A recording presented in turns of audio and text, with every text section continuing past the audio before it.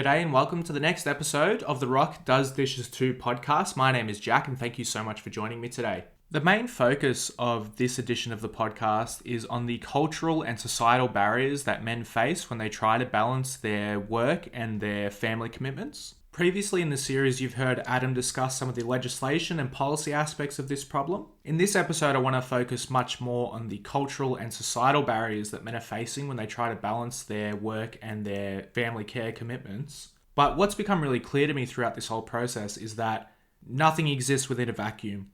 Without cultural change, we're not going to see the policy change. And for that reason, I think this really starts and ends with culture. Until we can change perceptions of men both in the workforce and in society, we really have no leg to stand on when it comes to solving this issue. So without any further interruption, please allow me to present to you the Rock Does Dishes Too podcast.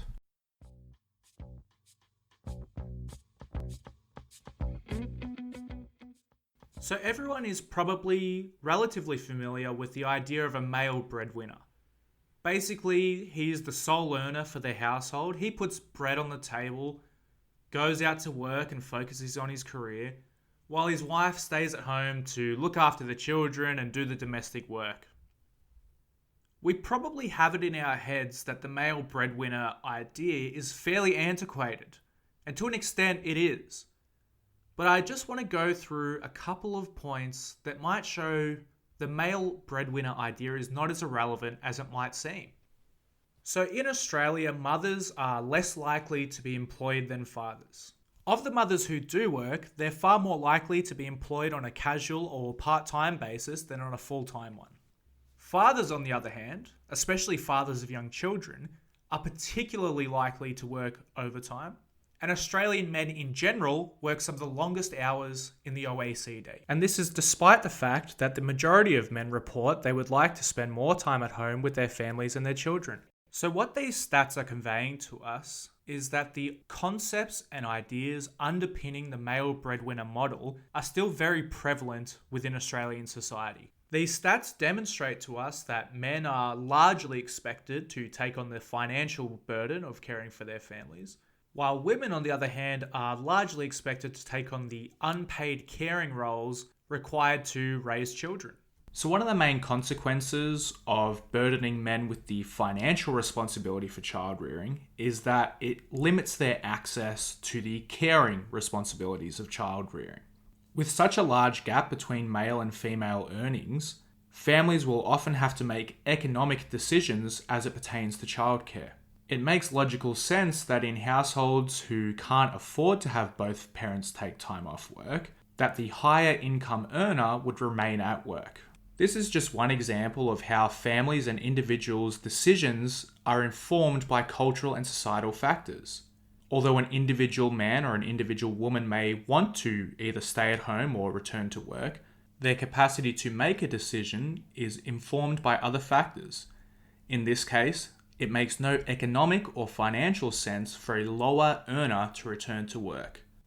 What we've just seen demonstrated are some of the societal reasons that are causing men difficulty when they try to balance their career with their family life. The next aspect that I would like to delve into is more of the cultural reasons. What is gender and how does it influence this problem? Most of us are familiar with the concept of masculinity. Well, what is that? It means, of course, to be a man. What we perhaps don't think about are some of the ways that masculinity has evolved and changed over the centuries. Particularly in an Australian context, how a man is perceived is often intertwined with his job role, his own sense of identity, how he interacts with his friends, and how he presents himself to the world. It's important to recognize that the concept of masculinity does not exist within a vacuum. Instead, it's a product of several societal factors that help influence the behaviors and traits that men are expected to exhibit. So how does this tie into a conversation about paid parental leave, flexible work, and giving men the opportunity to spend more time with their families? Well, traditionally, caring roles such as looking after children, elderly parents, and so on have been considered women's work. In practice, what this means is that men who attempt to take on these caring roles and spend more time with their families and children are often perceived to be feminized, as in not real men. It is not the case, for example, that traits considered masculine now were always considered so. Nor is it the case that traits associated with femininity were always considered feminine. All of this is to say that there is no biological reason that fathers are more tied to the workplace and women more tied to the home. Instead, cultural attitudes have informed people's position within the world. Later on in this podcast series, I interviewed Blake Woodward from the Suit Tie Stroller, who delves deeper into this subject. So the gendered idea of child raising, where it is the woman's responsibility to take over care of her children, manifests itself in the workplace in a couple of different ways. So first, women are less likely to be hired than men of similar qualification levels. Their superannuation takes a massive dent compared to men due to taking time off for maternity leave. In general, we're pretty aware of some of the problems that women face as it pertains to parenting in the workplace. What is perhaps less well understood is that men face a lot of these same problems. In fact, regardless of gender or job performance, workers who prioritize their non-work commitments are less likely to be hired, receive a promotion, and are more likely to be fired when compared with their peers and colleagues. Now, having said that, even though women do face problems in the workplace regarding their parenting, it is still considered relatively normal for a woman to ask for maternity leave or flexible arrangements. The idea of a woman taking time off of work to care for her family fits nicely with people's ideas of what a woman should do. The same cannot be said for men. In fact, men attempting to take leave from their workplace or engage in a flexible working arrangement not only run into all of the same barriers that women do, but have an additional layer of punishment added on from their workplaces. Even when compared to women who have taken time off or engaged in flexible working arrangements, men who attempt to engage in the same process are disapproved of more by management. Additionally, these men are seen as weak and low in agency. Their organisational skills are deemed to be worse than women who have asked for care or flexible work arrangements, and these men are considered to be less eligible for rewards within the organisation. This additional layer of punishment stems not from the inherent problems an organisation has with managing leave or flexible work arrangements, but instead comes from men attempting to step out of their pre-assigned gender roles.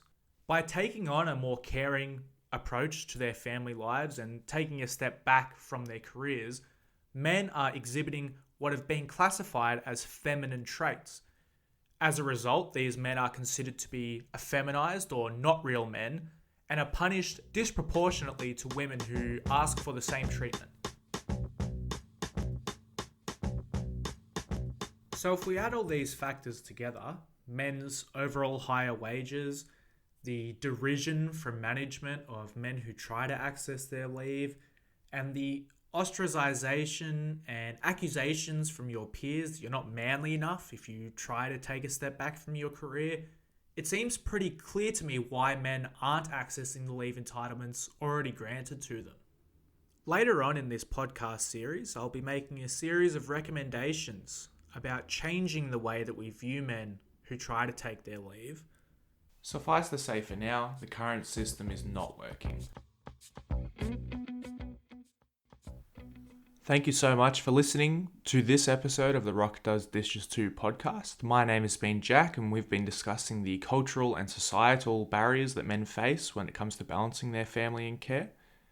In the next episode of the series, you'll be introduced to Bryn, who will take you through building the business case for parental leave and flexible work. For more information and resources pertaining to this problem, please visit the website, links to which can be found below.